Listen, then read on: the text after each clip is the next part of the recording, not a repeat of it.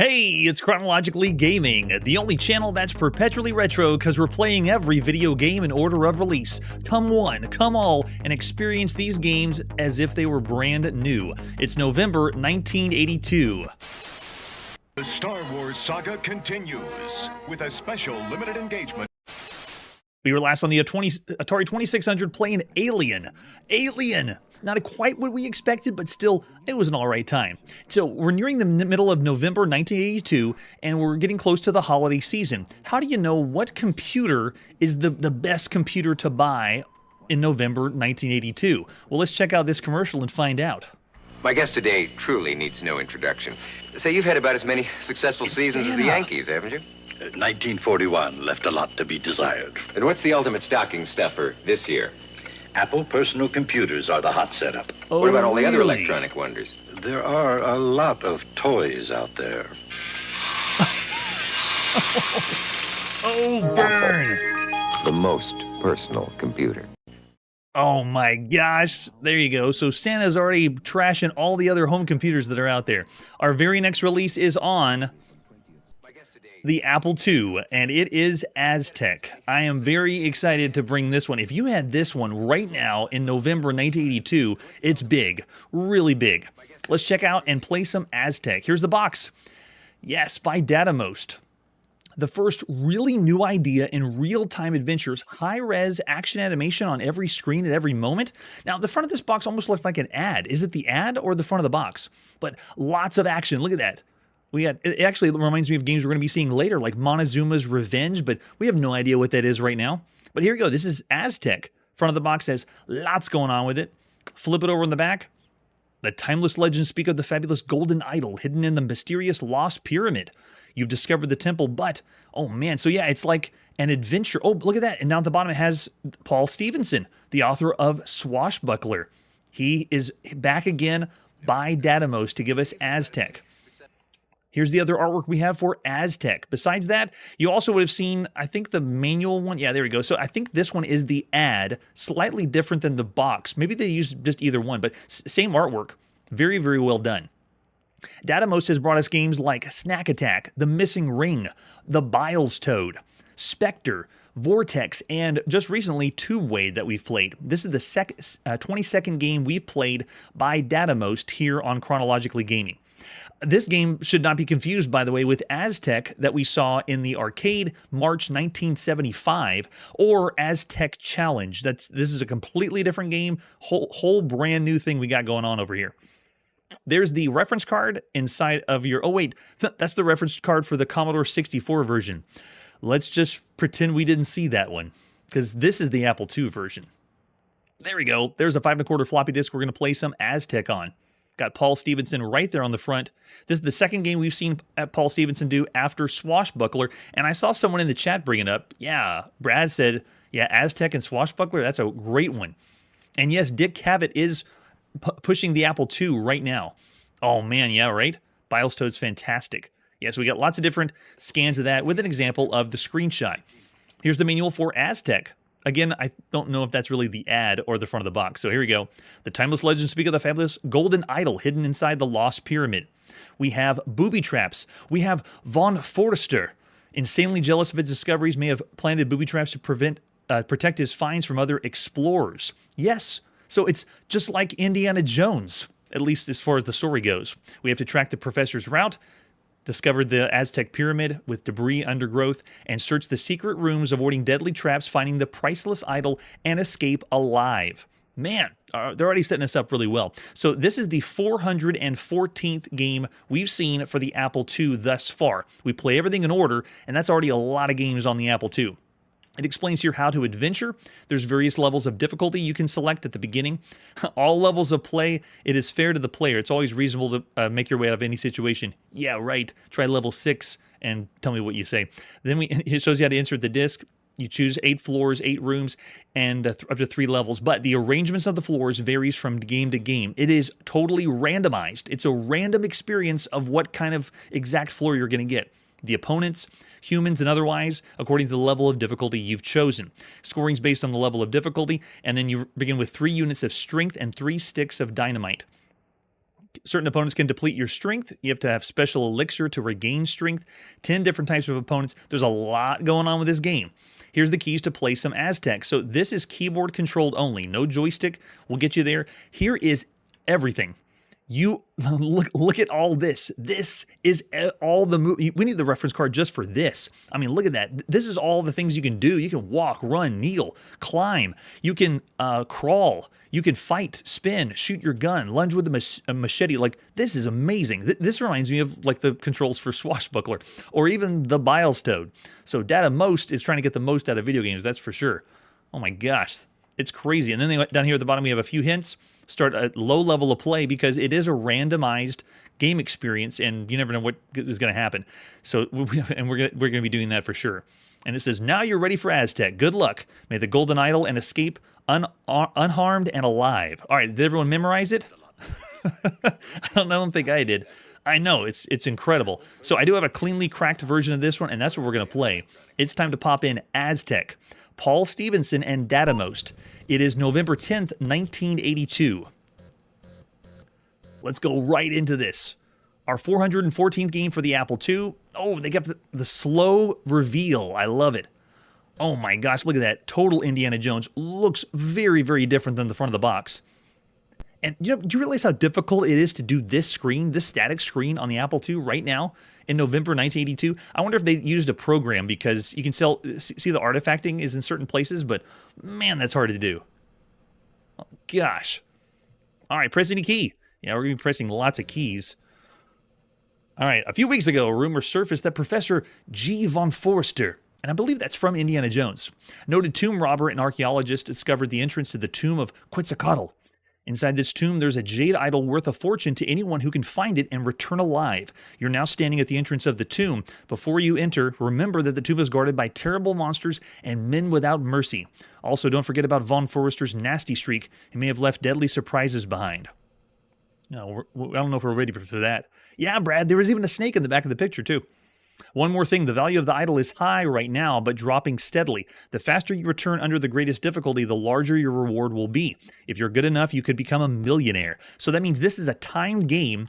How well you do or how fast you do, you're going to get a higher score. Here's our options. So we can resume and even, this means you can save games, and this was pretty cool. But we're gonna start a new game, not loading anything, and then we choose our level of difficulty. You bet I'm going with level 1 to play this. All right, it's going to load us in, and we're going to play some Indiana Jones style games. We've only played one other game so far on the show that was true Indiana Jones fandom. It was Raiders on the Dragon 32, and then of course we've seen Raiders of the Lost Ark on the Atari 2600. All right, enter if you dare. I'm quite a light-footed fellow. I just tap my way down the stairs. Wow, look at that. All right, so I'm able to move left and right. Man, so cool. So I'm currently walking. There's my run. My run animation looks pretty good. And then I can stop there, move on to the next screen. No way. Now, wait a second. The stairs. The stairs are a little interesting. And I should have a jump. Where's my jump? He kind of flies across the screen. That's pretty cool. So you have your jump to move around. And all this is keyboard controlled, by the way. When you get to a chest, you can open it and then look inside, and we got nothing here. And everything's randomized. We actually don't know what we're going to experience or see. Okay, so let's go to the next room. Moving on. And a few of these bone piles you could look up. You can see we got, snakes over there. Great. Open this one. Oh, nothing inside that. Okay. Let's see if we can get the snake to just go away. When you play the level 1 difficulty, some of the enemies may respawn. Notice how we went back to the same room and the alligator showed up, and I believe that's a spider? Wow. Incredible. Oh, I don't know for sure if it's the same guy. But this is incredible. Do you realize what we're experiencing right now? This is the very first exploration platformer we've ever seen on the show up to this point. So we played plenty of platformers, the arcade platformers where you don't jump. Oh, come on, snake. Right now we have no weapon. So if I try to go to a fight mode, notice the Apple II beeps at me. That means I have nothing to fight with. All right, let's see if we can climb up here. Go up there. Uh-oh, he's back. No! If you fall off, don't worry. You just get a little dizzy and then get right back up. No problem. All the enemy placements are random as well. This is the 11th game we played with a treasure hunter as a protagonist, taking an homage from Indiana Jones. Games like Beneath the Pyramids for the Apple II or Atari Home Computer, The Atlantean Odyssey on the TRS-80, or Tutankhamun by Konami, Mask of the Sun we also saw on the Apple II, or Venture. Winky was a treasure hunter that we've seen as well. This offers difficulty levels, a continue option. It's randomly generated. We have a time constraint. The keyboard controlled only of the game is the only thing I would think is a downside. But you saw the controls. There's no joystick that can handle that right now. Come on, let me up there. All right, you can fall off the stairs. Nice.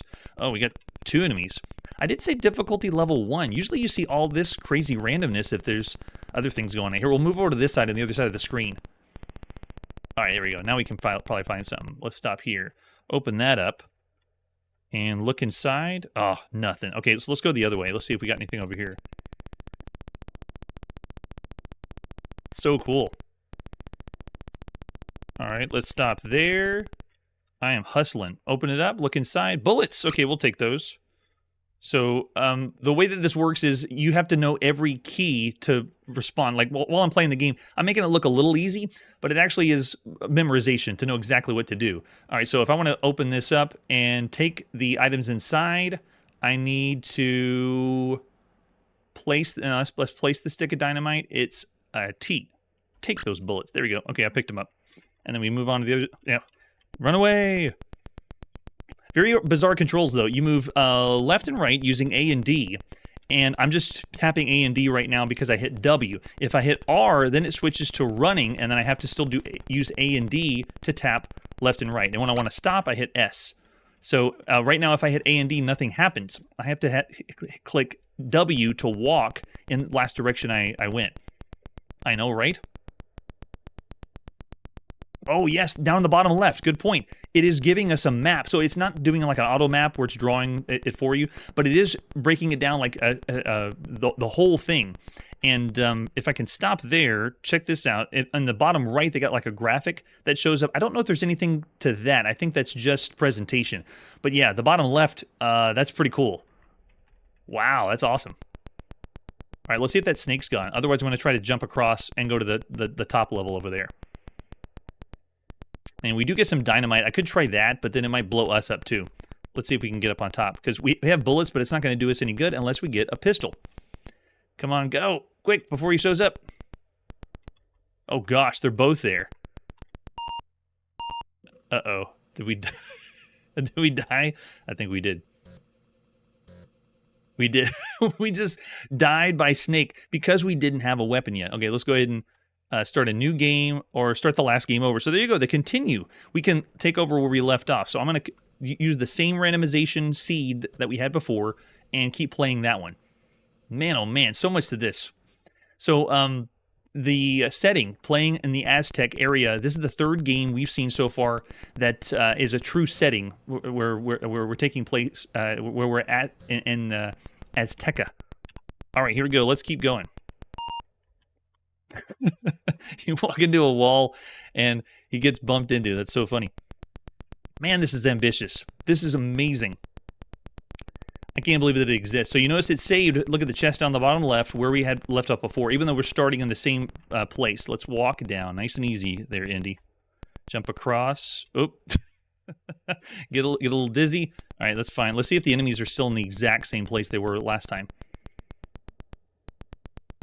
There we go, nice. So this, oh, it is the snake still there, darn. So the game is, that's why I was surprised the manual said something about the difficulty levels will allow you to finish. I don't think so. You can get some really bad randomization rolls if you do like level 6 difficulty because there's so many enemies. They are all over the place.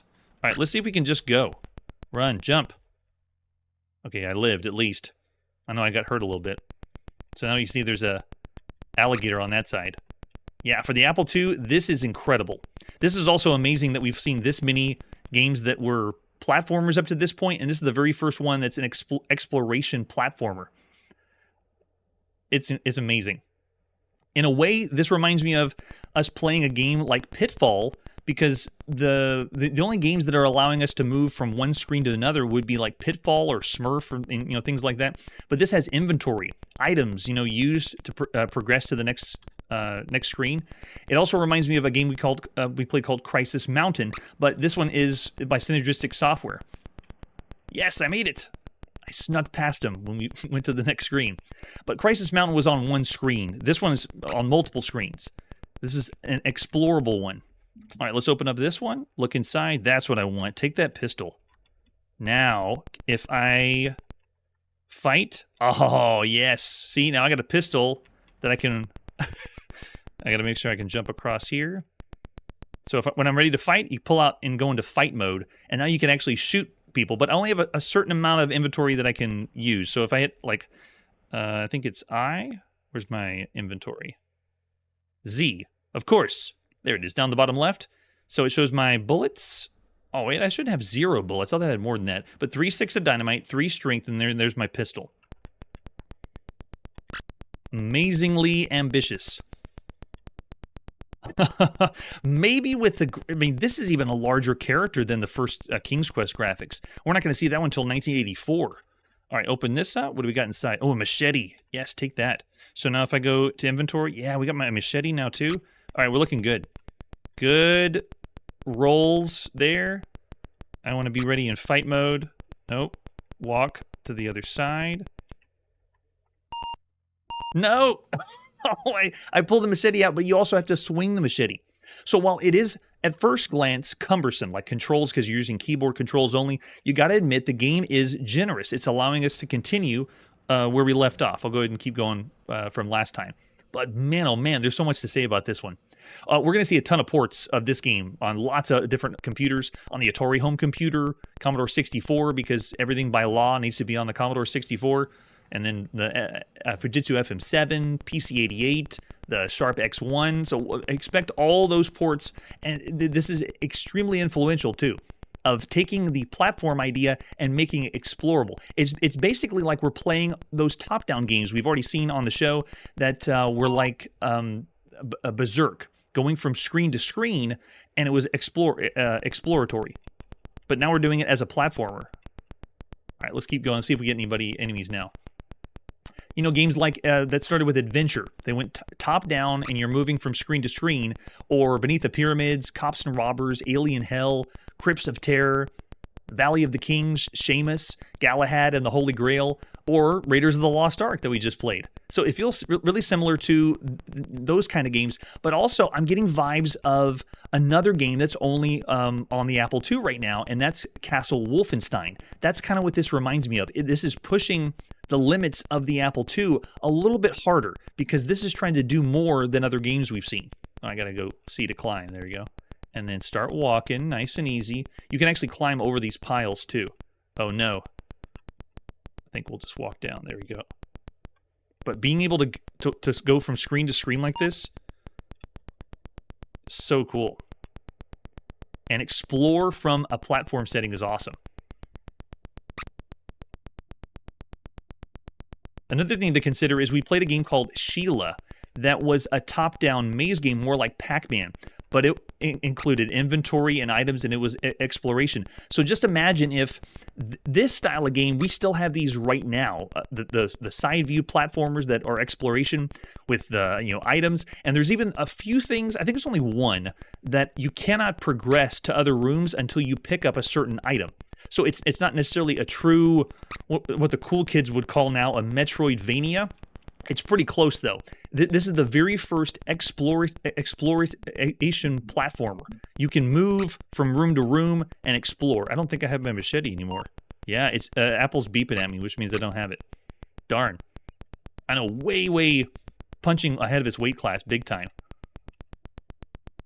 Yeah, so the only thing I would say is the controls take a little bit to get used to. You have to memorize, what all the jumping and movements. It's not super smooth. You're not able to use joystick like you do with Apple II. Oh, it loaded. We're in a different area now. All right, let's jump across to this side. We got a snake over there. Nice. And the random element is another really cool part about it. But just imagine if this kind of exploration didn't get popular. I like how you get dizzy. And the other style of exploration became more popular. It's already pretty popular because of adventure, but this is awesome. All right, let's look inside here. Oh, nothing. We don't want that one. Oh, that's right, Brad. That's true. That's why I didn't have the gun or the machete. You have to recollect everything whenever you restart, or continue, I should say. Oh, a pit. Oh, a trap to the spider. No, jump.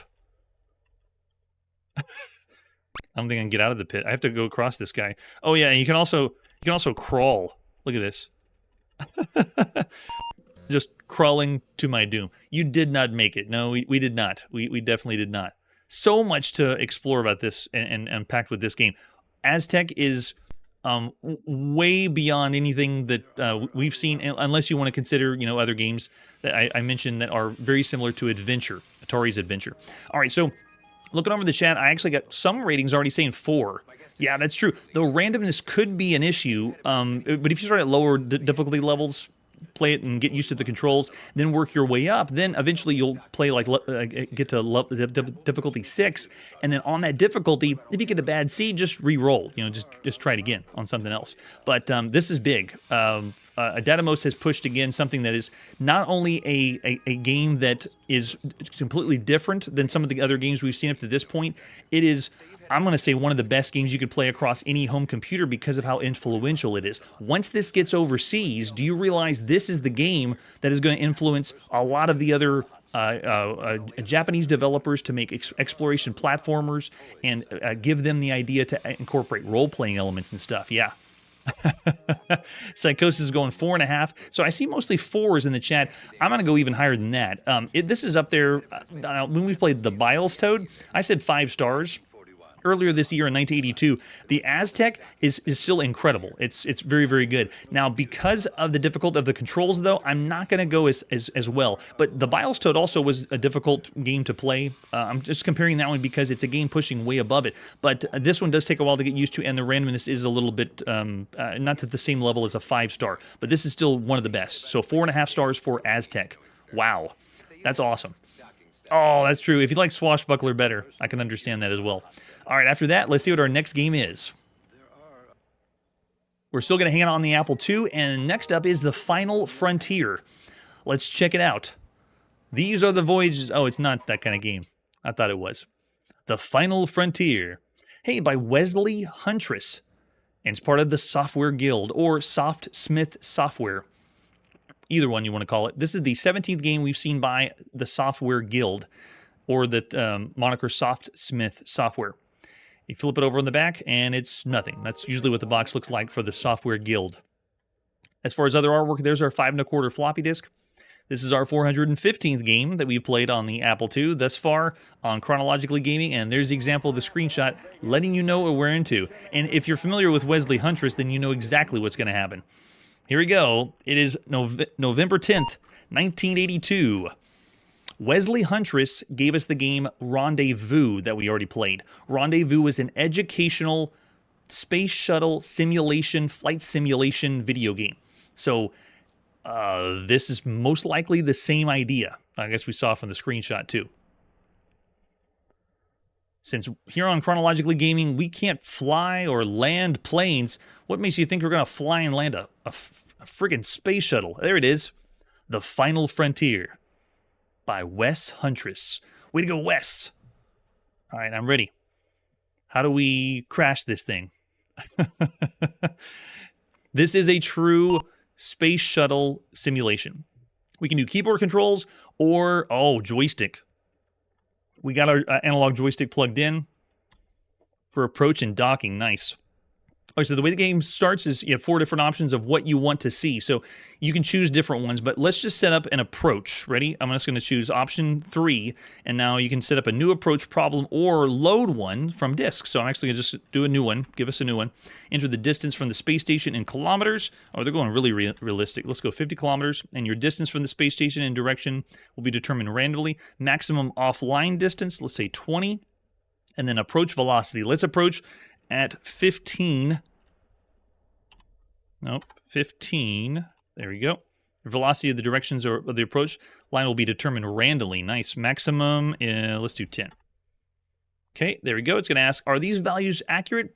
Unless you are a pro like me at flying or crashing space shuttles, we'll see what happens. Yes, they're satisfactory. All right, let's crash this thing. Oh no, we don't want to save this to disk. It's proceeding to the rendezvous position. Besides Rendezvous, another space shuttle simulation we played so far was Space Shuttle Module 1 for the Atari home computer. I like how it offers scenarios, and we've seen that from another simulation game too. But, ooh, yes, go for the Rendezvous approach. I like that it's joystick controlled, because it is also a flight simulation, at least whenever you're trying to go down for an approach, you know, like a plane.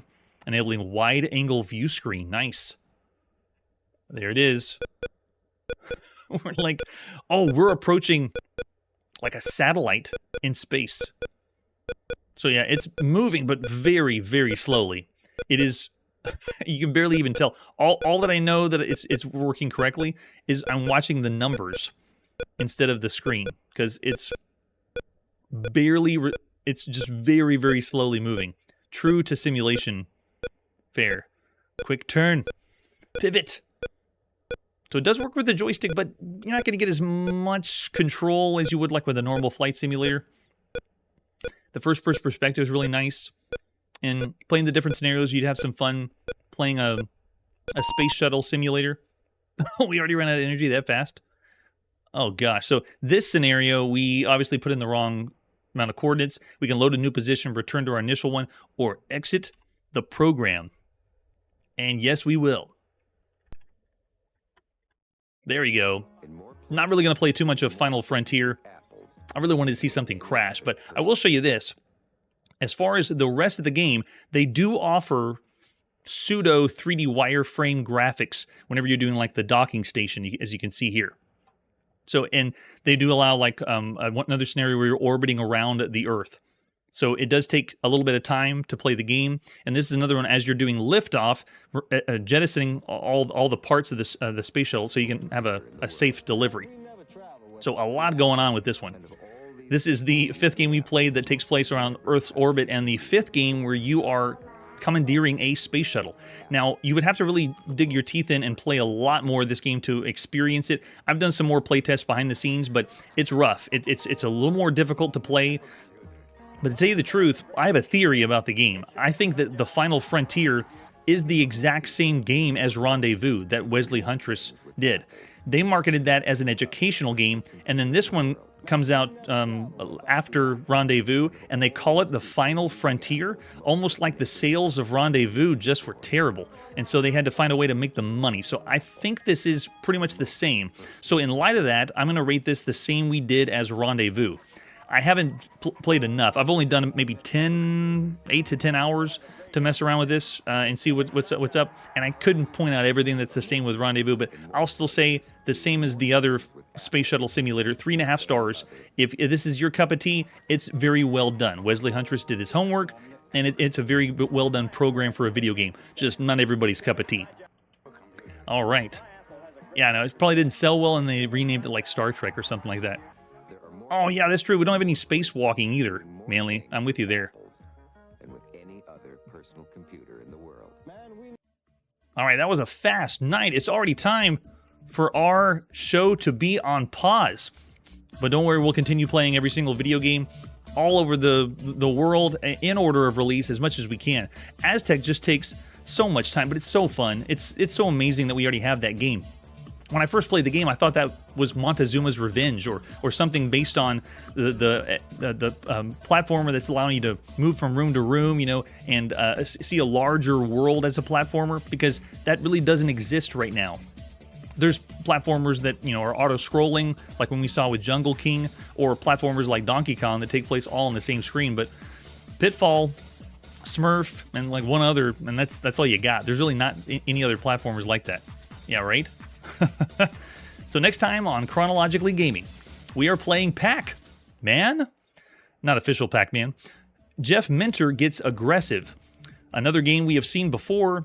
And Donald Duck appears in his very first video game. That's it for today, and like I always say, if platformers weren't as popular, we would have exploration Pac-Man maze games. Hey everybody, thanks for checking out the channel and joining me on my quest to play every single video game in order of release. We'll be streaming live every weekday at 9 p.m. Central, so join us and let us know if we missed any games along the way. This video would not be possible without Launchbox, RetroArch, and MAME. Tell all your friends there's some crazy guy named Chronologically Gaming trying to play every single video game. We have links down below that'll send you to places like our Discord and Patreon, and one that says all the video games we've ever played. If you go there, it's a list of everything, and you can click right to the game you want to see. Chronologically Gaming is the name to look for. We are perpetually retro, and we will catch you next time.